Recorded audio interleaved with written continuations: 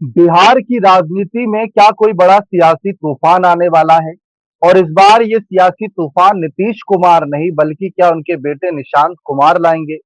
जैसा कि आपने निशांत कुमार ने जब स्वास्थ्य मंत्री के रूप में शपथ ली थी तो शुरुआत में आपने उनकी कई मीम्स वाली रील देखी होगी कि स्वास्थ्य मंत्री का पहनावा ऐसा है, स्वास्थ्य मंत्री सही से बोल नहीं पा रहे, स्वास्थ्य मंत्री सही से चल नहीं पा रहे, स्वास्थ्य मंत्री का स्वास्थ्य खुद ही खराब नजर आ रहा है। लेकिन अब निशांत कुमार के जो फैसले नजर आ रहे हैं ऑन द स्पॉट, उन्होंने कई बड़े अधिकारियों की नींद उड़ा दी है। जेडीयू के कई नेता भी दबी जबान में जो पहले शुरुआत में चर्चा कर रहे थे कि नीतीश के बाद सीएम चेहरे को लेकर हम किसका नाम आगे बढ़ाएं, लल्लन सिंह या संजय झा, दोनों में आपस में ही गुटबाजी नजर आती है तो एक मामला फंस जाएगा, जेडीयू की एकता नजर नहीं आएगी। लेकिन शायद अब उन्हें वो विकल्प मिल गया है निशांत कुमार के रूप में। इसीलिए डंके की चोट पर पहले देवेश चंद्र ठाकुर, फिर उसके बाद बाहुबली मोकामा से विधायक अनंत सिंह ने सीधे कहा कि नीतीश के बाद निशांत, इससे बेहतर विकल्प क्या होगा। खुले तौर पर वो कह रहे हैं, जबकि सरकार बने सम्राट चौधरी की ज्यादा महीने भी नहीं हुए, इसके बावजूद निशांत कुमार को सीएम बनाने की मांग तेज होती जा रही है। इसीलिए कहा जा रहा है कि क्या कोई तूफान से पहले की शांति है।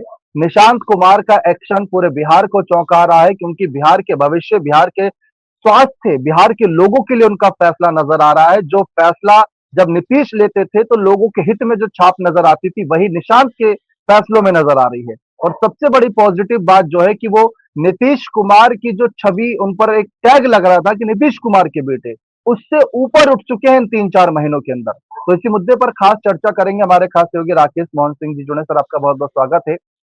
बहुत शुक्रिया नितिन। जेडीयू के अंदर सर कहा जाता है कि गुटबाजी है, संजय झा, लल्लन सिंह सब आपस में ही चाहते हैं कि हम आगे बढ़े, हम आगे बढ़े। कोई कहता है कि इनका कनेक्शन अमित शाह से जुड़ा हुआ है, और दूसरी तरफ हाल ही में हमने चैनल के माध्यम से एक रिपोर्ट दी थी कि अमित शाह और पीएम मोदी की जोड़ी जो है उपेंद्र कुशवाहा को एक बड़ा चेहरा बना रही है, ताकि बिहार में नीतीश के बाद विकल्प के तौर पर उपेंद्र कुशवाहा को आगे किया जा सके। क्योंकि उनको लेकर जिस तरीके के फैसले लिए, चाहे राज्यसभा भेजने की बात हो, चाहे उनके बेटे के मंत्री बनाने की बात हो, फिर उसके बाद निशांत अपने आप को आगे रख रहे हैं अपने फैसलों की वजह से।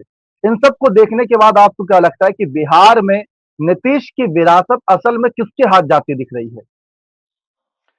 देखिए, नीतीश कुमार की जो विरासत है, अगर आप मौजूदा स्थिति परिस्थिति की बात करें तो वो जेडीयू और जेडीयू के माध्यम से निशांत कुमार के हाथों में जाती दिख रही है। उपेंद्र कुशवाहा बिहार में एक कोशिश हो सकती है बीजेपी की कि जो कुर्मी कुशवाहा का वोट है वो उपेंद्र कुशवाहा के जरिए साधा जाए, लेकिन उपेंद्र कुशवाहा मास लीडर के तौर पर दिखते नहीं है। इसका सबसे बड़ा कारण या इसका सबसे बड़ा जीवंत उदाहरण तो यही है कि आप समझिए, गठबंधन से जब बाहर हुए और चुनाव लड़ा तो उपेंद्र कुशवाहा खुद की सीट नहीं जीत पाए या बचा पाए, और अपने पार्टी के जो लोग खड़े थे उनको भी नहीं जिता पाए। अगर ऐसी कोई मास अपील उपेंद्र कुशवाहा की बिहार के भीतर होती तो उम्मीद की जा सकती थी कि वो अपनी पार्टी जो उन्होंने बनाई थी उसमें एक विधायक तो जिता कर ले जाते, लेकिन ऐसा हो नहीं पाया। दूसरा, मैं चुनाव की ही बात बता रहा हूँ कि उपेंद्र कुशवाहा कई जगह गए जहां उनको विरोध का भी सामना करना पड़ा। उन्हीं के बिरादरी के लोगों ने उन्हें कहा कि जब तक चुनाव नहीं थे तब तक तो आप महाराज दिखे नहीं, और जब चुनाव आ गए हैं तो आप दिखने लगे हैं।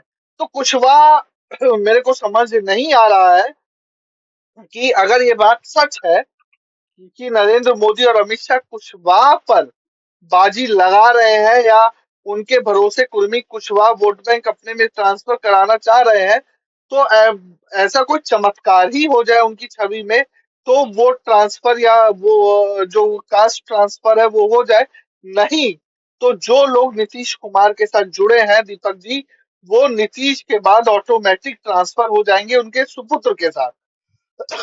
इसका सबसे बड़ा उदाहरण आप देख लीजिए, तेजस्वी यादव कोई मास लीडर थोड़ी ना है, या तेजस्वी यादव का कोई अपना जनाधार थोड़ी ना है जो उन्होंने मेहनत करके खड़ा किया। ये जो आरजेडी के साथ जनाधार टिका हुआ है, ये जनाधार खड़ा किया है जो आरजेडी के जो संस्थापक हैं। और मैं मानता हूं कि बिहार में एक बहुत अमूलचूल परिवर्तन उन्होंने जातीय व्यवस्था में किया। लालू प्रसाद यादव का खड़ा किया हुआ जनाधार है जो ऑटोमेटिक शिफ्ट हो गया तेजस्वी के साथ, क्योंकि उनके जो परंपरागत वोटर है उनको पता है कि लालू के बाद तेजस्वी। अगर ये हो जाता है कि लालू के बाद XYZ, तो आप यकीन माने कि वो टूट जाता। तो इसलिए जो ये क्षेत्रीय छत्रप या पारिवारिक दल होते हैं, इनकी एक मजबूरी भी है कि जो संस्थापक है उसके बाद उसका कोई वंशजी, चाहे वो सुपुत्र हो सुपुत्री हो, संभालेगा, तभी वो वोट ट्रांसफर होगा, नहीं तो नहीं होगा। ये बात जेडीयू के भी कर्ता धर्ता टाइप लोग अच्छे से समझते हैं, जो मौजूदा स्थिति में कर्ता धर्ता की भूमिका में दिखते हैं। संजय झा, अशोक चौधरी, ललन सिंह। संजय झा, अशोक चौधरी या ललन सिंह, ये बहुत ज्यादा मास लीडर नहीं है, आप समझिए। तो इनको जेडीयू में लेकर आया जाता और इनके चेहरे पर चुनाव लड़कर क्या नीतीश जैसा करिश्मा किया जा सकता है? ऐसा बिल्कुल मुमकिन नहीं है। अब निशांत पर आते हैं। निशांत एक तो नीतीश कुमार के बेटे, तो ट्रांसफर ऑफ वोट जो जेडीयू का परंपरागत वोट है वो इजिली ट्रांसफर हो जाएगा जेडीयू के साथ। दूसरा, भले ही विपक्ष यह आरोप लगाए कि बिना चुने हुए निशांत कुमार को मंत्री बना दिया गया, तमाम चीजें। राघोपुर आप जाइए, मैं तेजस्वी यादव की ही विधानसभा सीट की बात कर रहा हूँ। आप मैं मतलब कि 2025 में उस विधानसभा में मैं गया, तमाम वीडियोज अपने हमारे चैनल पे पड़ी है, लोगों ने हमें पकड़ लिया कि भैया मीडिया से आए हो, यहाँ रुको और दिखाओ हमारी परिस्थिति। आज जो राघोपुर तेजस्वी यादव कटाई क्षेत्र में जा रहे हैं, वो जब सत्ता में थे तब उनको नहीं दिख रहा था। वहां पर स्थिति इतनी दयनीय है कि मतलब हर बार एकड़ों जमीन में लगी फसलें खराब हो जाती है। मैं पासवान टोला है वहां पर, हरिजन टोला है वहां पे, पानी भर जाता है जो नदी से सटे हुए हैं। तमाम स्थिति बड़ी विचलित हो जाती है दीपक जी। निशांत कुमार के ऊपर आपने उनको क्या नहीं कहा, सोशल मीडिया पे किस नाम से उनको इंकित नहीं किया, क्या भाषा बिलो द बेल्ट, राजनीति का निम्नतम स्तर जो होता है उस तरह की भाषा का प्रयोग किया गया। लेकिन आज देखिए निशांत कुमार को, देखिए जी, साच को आज क्या, निशांत कुमार चाहे पीएमसीएच हो, कोई भी अस्पताल हो, आईजीआईएमएस हो, डीएमसीएच हो, कोई अस्पताल हो, निशांत कुमार जा रहे हैं। वो जब बोलते हैं तो समझ में आता है कि एक परिपक्व सिस्टम को समझने वाला व्यक्ति बोल रहा है। मतलब तमाम चीजें लयबद्ध तरीके से वो मीडिया के सामने रखते हैं। कोई लफाजे नहीं, कोई लफाजी नहीं करते हैं कि ये हाव भगा ला उलझ कर रीले कट रही है ना। जो चीजें आ रही है मीडिया के माध्यम से आ रही है। तीसरी बात, ये बात मैं पहले भी कह चुका हूं, अगर निशांत कुमार स्वास्थ्य विभाग में आमूलचूल परिवर्तन करने में कामयाब हो जाते हैं बिहार में, तो आप मान के चलिएगा कि निशांत कुमार के इसी ट्रैक रिकॉर्ड को दिखाकर जेडीयू उनको सीएम का फेस भी बनाएगी और उनके नाम पर नीतीश कुमार के नेतृत्व में, नीतीश कुमार के माफ कीजिए मार्गदर्शन में बिहार को निशांत का नेतृत्व मिलेगा।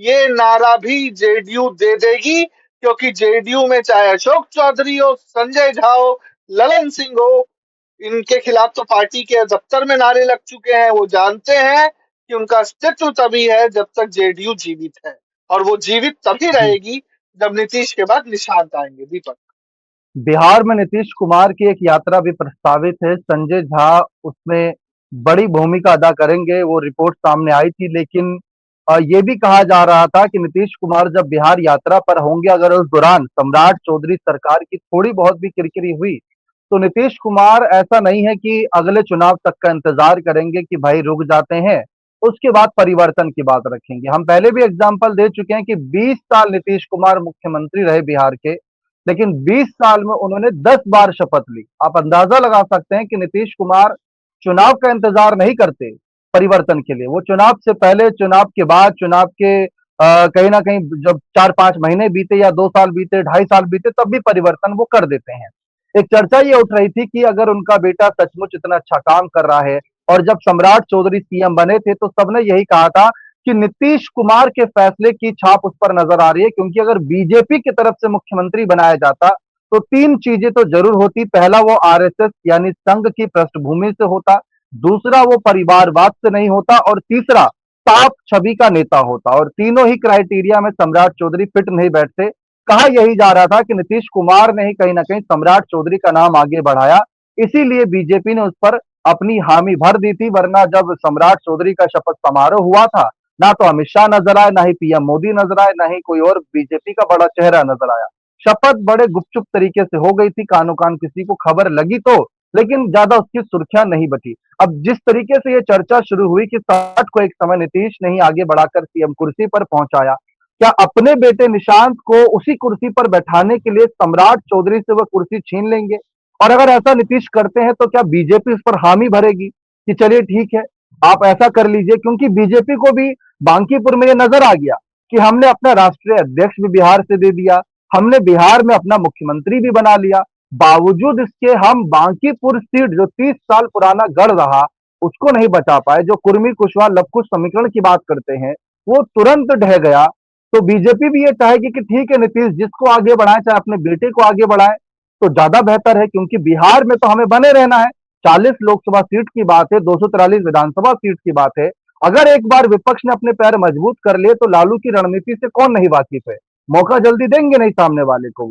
तो क्या लगता है कि अगर भविष्य में नीतीश को यह लगा कि अब निशांत को कुर्सी पर आना चाहिए और सम्राट को हटना चाहिए, तो क्या उसमें बीजेपी के आलाकमान नेताओं की रजामंदी होगी सर? बिल्कुल, मैं मानता हूँ कि बीजेपी के आला कमान के नेताओं की मजबूरी बन जाएगी, क्योंकि देखिए, बिहार लोकसभा और विधानसभा और विधानसभा के माध्यम से केंद्र में देखें तो राज्यसभा, 16 सीटें राज्यसभा की भी बिहार में है। देखिए, कोई भी पार्टी है दीपक जी, वो सत्ता में तो बने रहना चाहती है, चाहे कितनी ही बात कर ले नैतिकता की, लेकिन वो सत्ता की मलाई उसे पता है कि वो सत्ता में है तभी खा सकती है। चाहे पद ए ग्रेड का हो या बी ग्रेड का हो, सी ग्रेड का हो, सत्ता से जुड़ा हुआ होना चाहिए।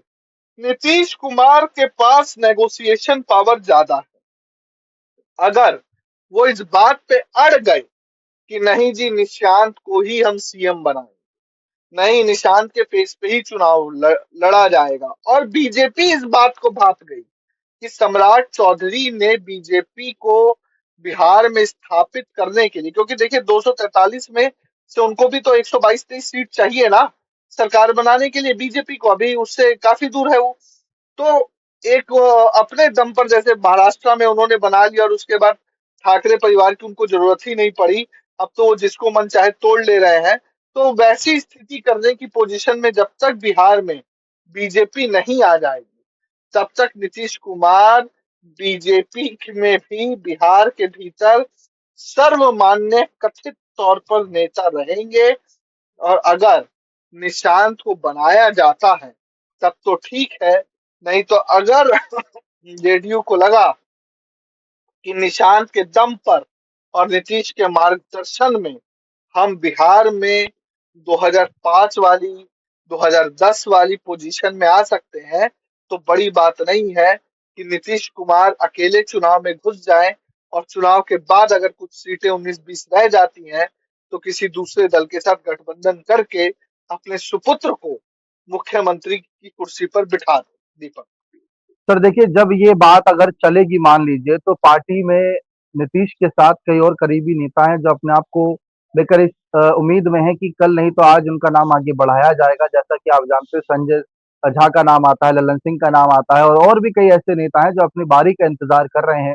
अगर इसी तरीके से परिवारवाद चलता रहेगा तो कहीं ना कहीं ये बड़े नेता ही पाला बदल सकते हैं। और क्या लगता है, क्या जेडीयू में इनकी इतनी पकड़ है कि कल को अगर पाला बदल होता है, जैसा कि महाराष्ट्र में आपने उद्धव ठाकरे का जिक्र किया, तो एकनाथ शिंदे ने जब पाला बदला तो उनके साथ 39 विधायक पाला बदलने के लिए तैयार हो गए थे 56 में से, तो पार्टी ही सीधा डायरेक्टली वो ले गए थे अपने साथ।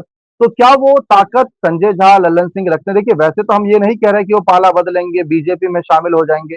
ये सवाल ज्यादातर विपक्ष के ही रहते हैं। खुद पप्पू यादव हो गए, तेजस्वी यादव हो गए, कई बार और भी आरजेडी के नेताओं ने ये कहा कि संजय झा की बात कर ले या ललन सिंह की बात कर ले, जिस तरीके से दिल्ली में बीजेपी नेताओं से इनका उठना बैठना रहता है, उससे पता चल जाता है कि कहाँ से ऑर्डर आ रहा है, कहाँ से जो है फैसला सुनाया जा रहा है और किस तरीके से इसको आगे बढ़ाया जा रहा है। तो वो आरोप जब इन पर लगता है, तो क्या जेडीयू में उतनी पकड़ इनकी अब दिखती है इन दोनों नेताओं की?